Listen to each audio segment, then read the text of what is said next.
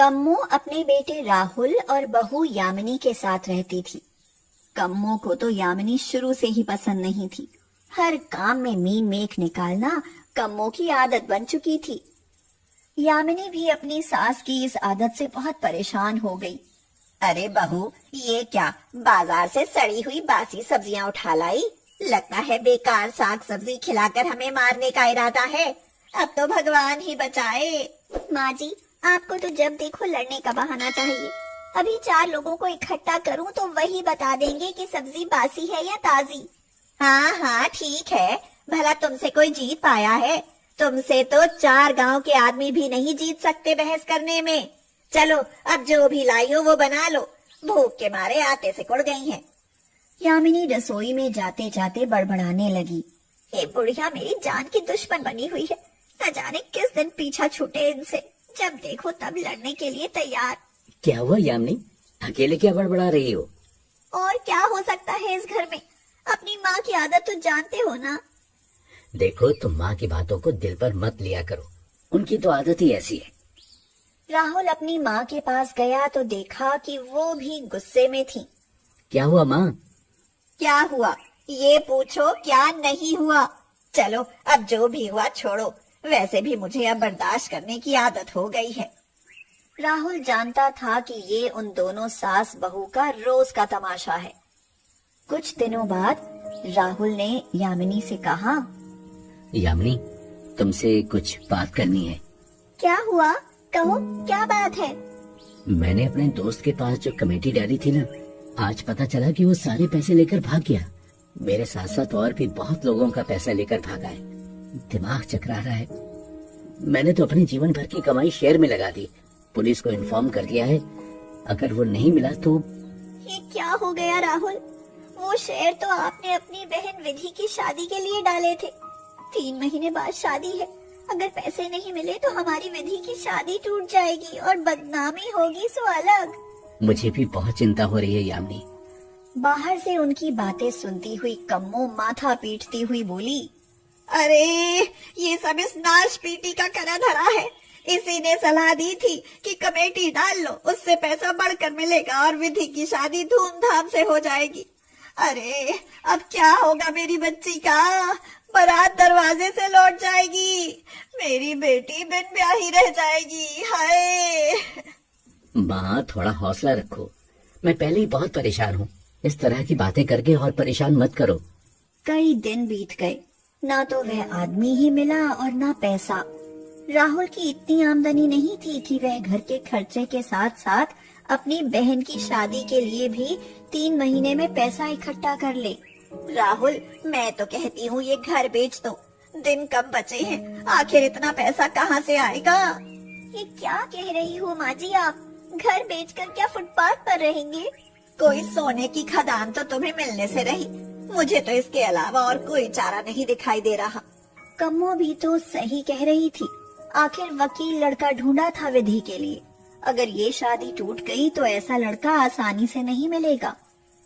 अगले दिन यामिनी सब्जी लेने मंडी गई तो उसने देखा कि एक ठेले पर एक औरत बासी सब्जियां बहुत सस्ते में बेच रही थी। बहन, ये सब्जी तो बहुत सस्ते भाव में बेच रही हो। हाँ बहन, मजबूरी है। पति बिस्तर पर बीमार पड़े हैं, घर में बच्चे भूखे हैं। आज कुछ राशन का अनाज बेचकर ये सब्जियां खरीदी हैं। इन्हें बेचकर ही गुजारा कर रही हूँ। कम से कम बच्चों को पेट भर खाना तो मिल ही जाता है। उसकी बातें सुनकर यामिनी ने फटाफट सब्जियां खरीदी और घर आ गई। घर आकर राहुल से बोली, मुझे कुछ पैसे चाहिए राहुल, मैं अब सब्जी बेचा करूंगी। तुम्हारा दिमाग तो नहीं खराब हो गया? तुम और सब्जी बेचोगी? आज मैंने देखा कि जब एक औरत बासी सब्जियां बेचकर अपने बच्चों की जरूरतें पूरी कर सकती है तो मैं क्यों नहीं?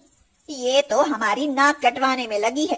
कोई क्या कहेगा कि कैसी मजबूरी आन पड़ी जो कम्मो की बहू सब्जी बेच रही है। माँ, विधि की शादी के लिए पैसा इकट्ठा करना है। आप काम नहीं आमदनी देखो। अगर रिश्ता टूट गया तब होगी बेइज्जती, सब्जी बेचने से नहीं।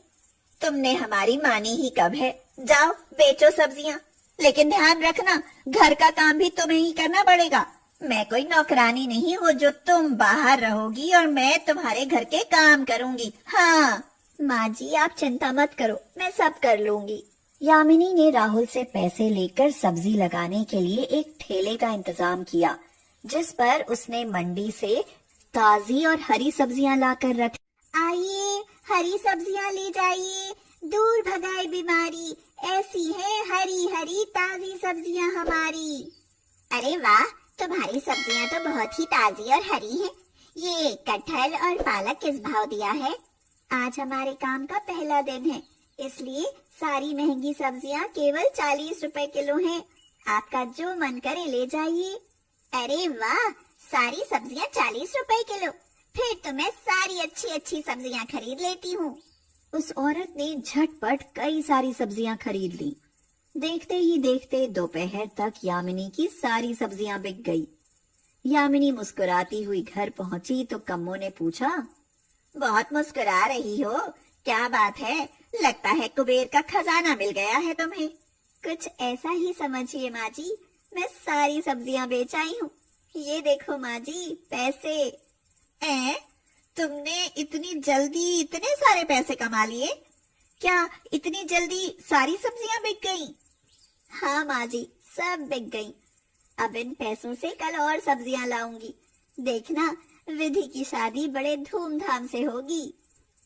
अभी 3 महीने हैं हमारे पास, देखती हूँ कि कितना कमा लोगी।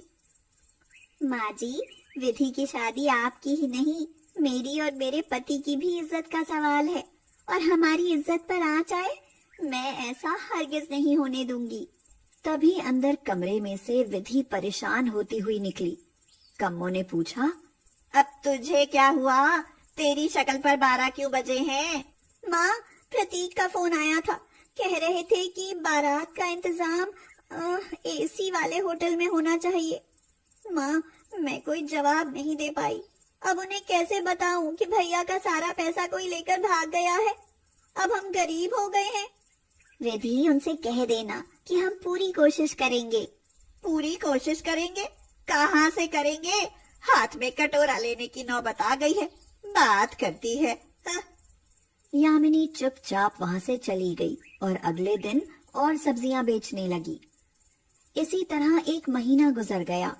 यामिनी को सब्जी बेचने का अच्छा अनुभव हो गया था। अब वह सब्जी के थोक विक्रेताओं से बड़े पैमाने पर सब्जियां खरीदती और मंडी वालों को बेच देती, जिससे उसकी मोटी कमाई होने लगी। अब सभी लोग बहुत खुश थे। धीरे धीरे कम्मो भी यामिनी की सब्जी और घर के काम में उसकी मदद करने लगी। राहुल भी यामिनी की मेहनत और काम देखकर नौकरी छोड़कर उसकी मदद करने लगा। अब उनका सब्जी व्यापार कई मंडियों में चलने लगा। 3 महीने में उन्होंने विधि की शादी का बहुत अच्छा प्रबंध किया और खूब धूमधाम से उसकी शादी की। बहू, मैं तुम्हें हमेशा गलत समझती रही, लेकिन तुमने तो मेरी बेटी की शादी उनके मन मुताबिक कर दी। बहुत संघर्ष किया है तुमने, मुझे तुम पर गर्व है। गर्व कैसे नहीं होगा माँ, तुम्हारी गरीब सब्जी वाली बहू की पहचान अब सब्जियों के बड़े व्यापारी के रूप में होती है। हाँ, जानती हूँ। तुम जुग जुग जियो और यूं ही सफलता की सीढ़ियाँ चढ़ती रहो। ये कहकर कम्मो ने यामिनी को अपने गले से लगा लिया